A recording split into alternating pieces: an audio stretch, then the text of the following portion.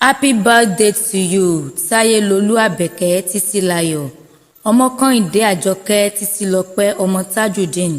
Many more years to celebrate.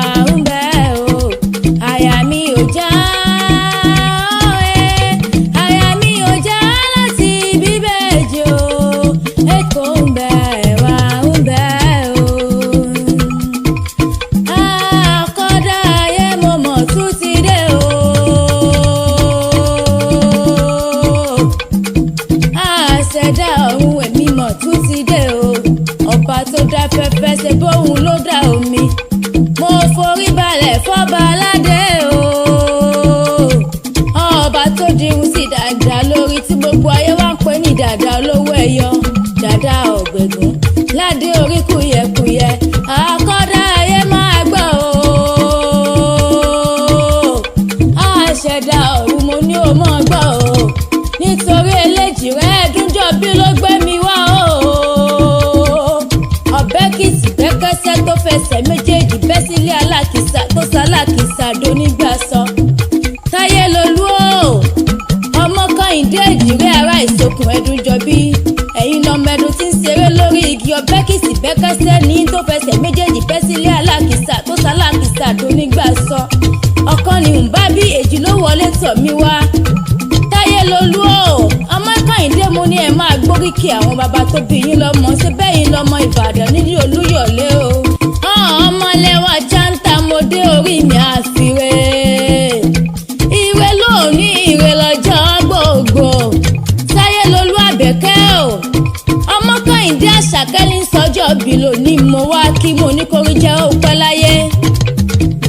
Tayelolu o, ABEKE TITILAYO, ọmọ KEHINDE alájọkẹ́ TITILOPE náà ni mò ń ké sí. Ọmọ wọn nílé Olúbàdàn ni mo wá kí kórí jẹ́ ó pẹ́ láyé, kẹ́ ẹ gbó kẹ́ ẹ tọ́ kẹ́ ẹ má ṣe dòkú nílé ayé. Happy birthday to you o. Ẹ̀dúnjọbí ní sọ́jọ́ bí lónìí mo ní kórí jẹ́ ó pẹ́ láyé. Ẹ̀dúnjọbí o, mo ní ẹ máa gbọ́ bọ́n ṣe ń kóríkì àwọn bàbá tó bí yín lọ́mọ, s'Íbàdàn ní ìṣẹ̀lẹ̀ àwọn bàbá àtẹ̀yìn. Ìwọ lọmọ Lágẹ̀lú ọmọ àrò àpáta mọ́fìdá tí ń palẹ̀ gàràgà. Ẹni tí a bẹ̀ pé kó wá jagun tó tún léwọ́ ogun. Ẹ̀yin lọmọ Ìbàdàn ọmọ àjòrò sùn. Ẹ̀yin lọmọ ẹni tí múra ìjà sílẹ̀ kíjà ó tó dé. Ìbàdàn nílé Olúyọ̀lé.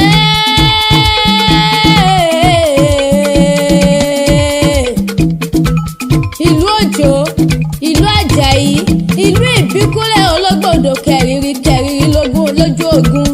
Sẹ́yìn lọ́mọ àwọn Sòkòtò kẹ̀ǹbẹ̀rẹ̀ bí ìjà. Ìbàdàn kúrẹ́ Ìbàdàn bẹ̀rẹ̀ kí o tó wọ̀ ọ́ níbi olè gbé tí ń jàre olóhùn. Ẹ̀dúnjọbí o, mo ní òní yín òjò, àná yín òjò, iwájú yín ìgbà eégún ni. Wọ́n lẹ́yìn tẹ́ ẹ ti kọ ìgbà eégún ni, eégún wádìí mẹ́ta ló pọ̀ ilé. Mo ní kí wọ́n lọ ṣe tóbìnrin ò máa wo, èmi ló jẹ́ tóbìnrin ò máa wo nílé bàbá tó bẹ́ yín lọ́mọ. Ẹ̀wú wádìí méjì ẹ lò gbogbogbò ẹ̀wà sọ egúngún bó ti wá lù kára bí àjẹrẹ. Ẹ̀dúnjọbí o, tí wọ́n bá wá ń pọ̀ mọ́ Ìbàdàn tí ò gbójú lógún, ẹ̀ mọ̀ jẹ́ kó yí wọn kó bàbá tí yín ló kó bàbá tí wọn lẹ́rú. Ẹ̀yin lọ́ máa jòrò sùn o, ọmọ àjẹgbíyán tó tún fi ìkara hàn fọ́rin mu. Tayelolu o, ọmọ KEHINDE mo ní ẹ máa gbóríkì àwọn bàbá tẹ̀ yìí. Mo lé ti sọ́dún èyí náà, ẹ ò mọ̀ ṣe tàmọ́dún nínú owó, nínú ọlá, nínú àìkú tí ṣe baálẹ̀ ọ̀rọ̀. Ẹ ò ní sánkú mọ́ yeye tó bí yín lójú, bẹ́ẹ̀ lẹ ò ní sánkú mọ́ bàbá tó bí yín lójú.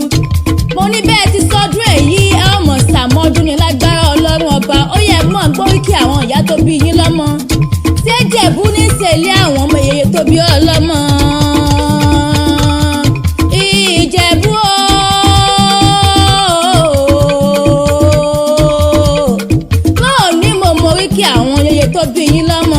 Wọ́n ní tó bá tiẹ̀ ní wíníwíní bó sì wù jẹ̀bú wọn tún ẹnu tí ẹ̀ ní wíníwíní tó bá wá tún jẹ̀bú wọn tí wọ́n fọdún wọn tó kù sọdún alágẹmọ mọ́ ò lẹ́yìn lọ́mọ alágẹmọ àbíjó wíníwíní ebẹ́yìn lọ́mọ adúmọ̀dé sẹ́yìn lọ́mọ aládìyẹ òkòkò mọ̀gà adìrẹ gorí òkun ó lé téńté aró òrókun aró òradìẹ ilé yeye tó bí yín lọ́mọ mo ní ẹ mọ́ gbóhùn ẹnu mi ẹ̀yin lọ́mọ yọ̀yọ̀mọ́ yọ̀yọ̀mọ́ tí ń ṣe ni ò sálẹ̀ pani ebi ràn yeye yín ní náwó dọ́là kówó sóde òyìnbó wálé tó lówó òun àpọ̀ sí ló wá dòwó ẹrú ló dòwó ọmọ wọ́n fi wá ń wí pé itọ́ ìjẹ̀bú owó ẹ̀lẹ̀bẹ̀ ìjẹ̀bú owó dúdú ìjẹ̀bú owó pupa ìjẹ̀bú owó gbogbo ìjẹ̀bú tẹ́mi mọ̀ ni wọ́n ń lówó lọ́wọ́ o ìjẹ̀bú ọmọ èrè ni ìwà.